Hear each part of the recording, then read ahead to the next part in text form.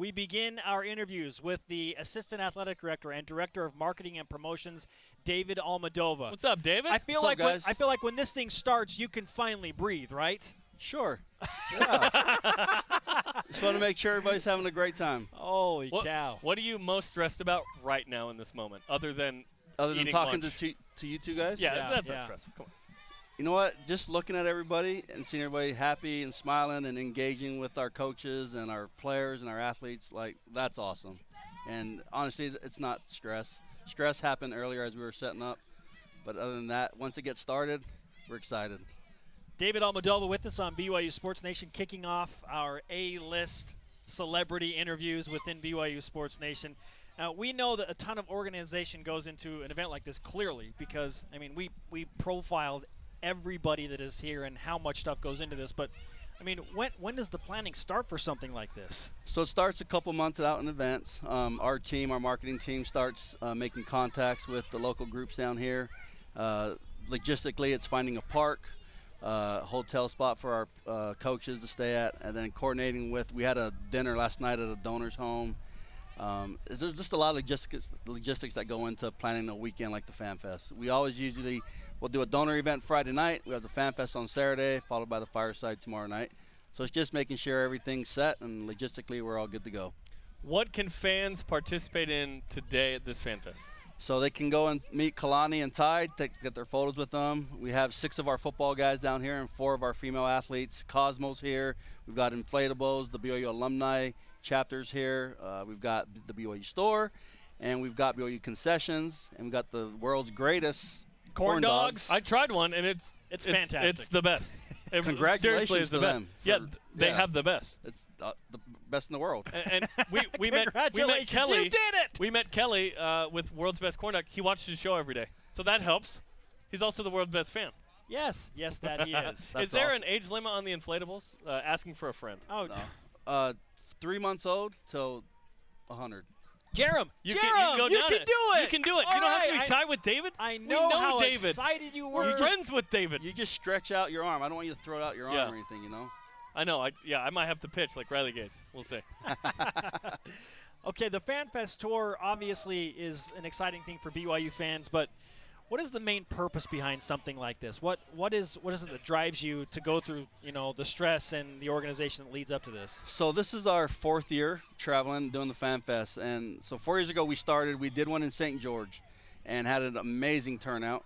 And basically it's just to take some of our athletes and our coaches to the places that where Cougar fans are. In the last few years we've strategically tried to go where we're going to be playing some home games. So we can go and mingle with the fans because obviously when our team is in the area playing, they don't really get to engage. And so this gives them an opportunity to meet up close our student athletes, talk with our coaches, and then we'll be back down here in a few months to play UNLV. So that's kind of the purpose behind it, just to engage with our athletes and our coaches. This is our 2nd Fan Fest. We were at the one in San Diego with the bowl game, which was great, out on an island in the bay there. That was fantastic. What's the kind of reception that you've received at these Fan Fests from fans who I know there are fans who have driven up from a lot of different states to come to this one today? You know what? They're usually great turnouts. Last year when we opened, we started in Phoenix as we were playing down there last year and had an amazing turnout. My mom went to that one. She loved it. Did she come and say hi? She did. Okay. Yeah. That's good. Yeah, that's right. We did meet your mom. Yeah. That's right. She's a proud mom. Yeah. But yeah, so we try to strategically go to a couple places. We'll be in Houston in a couple weeks as we're going to open up there with LSU. Not open up, but our first road game with LSU out there. We'll also be doing one up in Davis County, and then we'll finish it off with a Fan Fest down in Southern California in June. So, yeah. This is just the first of many adventures that you have taken on, and let's get these dates out there. Houston, Texas, Saturday, May 6th. You'll be back in Utah in Davis County specifically on Tuesday, May 16th, and then back down to Southern California on Saturday, June 3rd.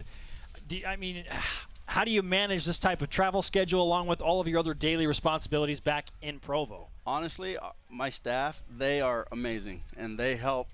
This year we've kind of given each person a town to work with, and they've been awesome. I mean, my staff is amazing, and they help put this together, and I just can't talk enough about them. They're awesome. When are you hoping to announce the city specifically in Southern California? Well, actually, we just found out this week we're going to be in Corona, California. Okay.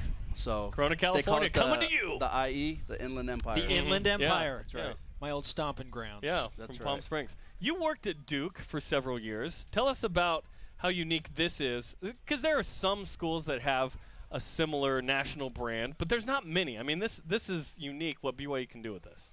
Yeah, I mean, BYU, I think that goes in conjunction with our BYU 50 promotion that we do, 50 days till kickoff, where we drop a box in every state or a few boxes in every state leading up to kickoff, and the turnout for those are amazing. And so, yeah, I think we have a unique brand. We are global, and it shows wherever we go. Fans come out and support us, and it's amazing. It's awesome. Is there any strategy to picking warm weather, beautiful sites We like appreciate that part Las of it. Vegas and Houston and Southern California? It helps. It helps. We did one in Hawaii last year. Yeah. So, hopefully we might go there again next year. That's one of the places we've talked about. So, yeah, we try to go to places where we'll have a good turnout, where there's a strong alumni base, and where fans want to see our guys. Our Twitter question today, this is a fun one. Why should the hashtag BYU Fan Fest come to your town next? Make a case, people. Yeah, and this is David Almodova. They can make it happen maybe if they like it, right? At Noob DFS player, because Nampa, Idaho is Zion. Shout out to Rob Morris. Rob Morris. The freight train, man. BYU's last first-round pick. Out of Nampa, Rob Idaho. Morris. Yeah. Besides Ziggy, sorry. Hey, I'd love Ziggy. to see what fans are saying, and hopefully next year we can make one of these happen somewhere else. Use hashtag BYU Fan Fest for David Almodova to see your tweets, right? Nampa, Idaho. If you can get 5,000 people to Nampa, Idaho, BYU might just show up. Yeah. They might just show up. Hey, congratulations on all this, David. This is a fantastic effort at so many different levels, and it's just fun to be around happy BYU fans engaging in a unique experience like this. Awesome. Thanks. And we appreciate you guys being down here. I think you guys just totally enhanced this event, and hopefully you guys will be to more of our Fan Fest. Hey, we'd love it. We'd love it. Hey, we'll work on that, man. All right, man. Make some phone. Call your people. We don't control that in Have any your way, people- but we will Can I work write on a little that. note too? You know who. Okay. All right. I'll send him a little note. We'll see you on the inflatables. All right. Good stuff. Thanks, David.